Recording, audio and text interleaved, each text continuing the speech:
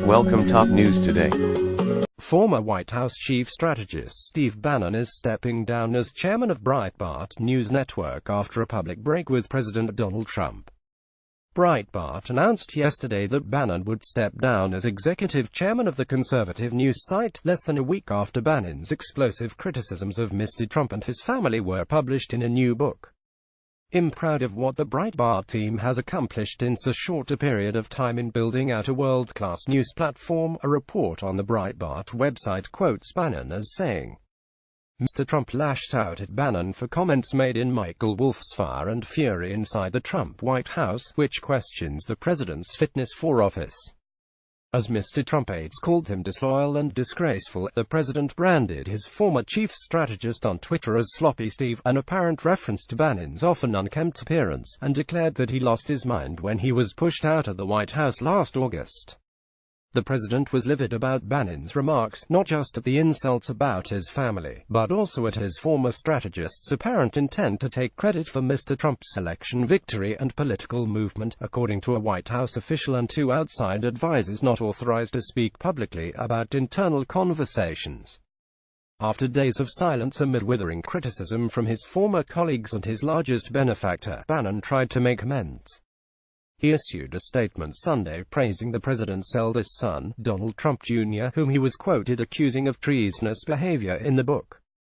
Bannon did not apologize for his criticism of the president's daughter and son-in-law, Ivanka Trump and Jared Kushner, with whom he had squabbled inside the West Wing.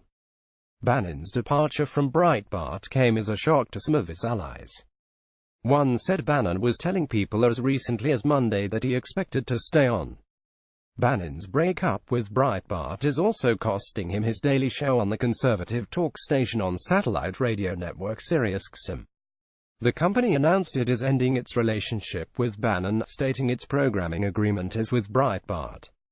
Former White House chief strategist Steve Bannon steps off Air Force One in April 2017. Up inside the White House, Bannon was viewed as the keeper of Mr. Trump's nationalistic flame, charting the progress on the president's promises to his base on dry erase boards in his office. But Bannon was marginalized in the months before his ouster over Trump's concerns that the top aide was being viewed as an Oval Office puppeteer. Mr. Trump had stayed in touch with the Breitbart head after he left the White House in August, including consulting him on last month's Alabama Senate race. But since Bannon's quotes in the Wolff book emerged, the White House began sending Republicans and conservative figures a clear message: Mr. Trump. Bannon, the chief strategist, had lost many allies in the West Wing after Chief of Staff John Kelly's staff shake-up and was blamed for some of the infighting that had paralyzed the White House. Some West Wing aides in recent days had made little effort to hide their happiness that Bannon had suffered such a public rebuke.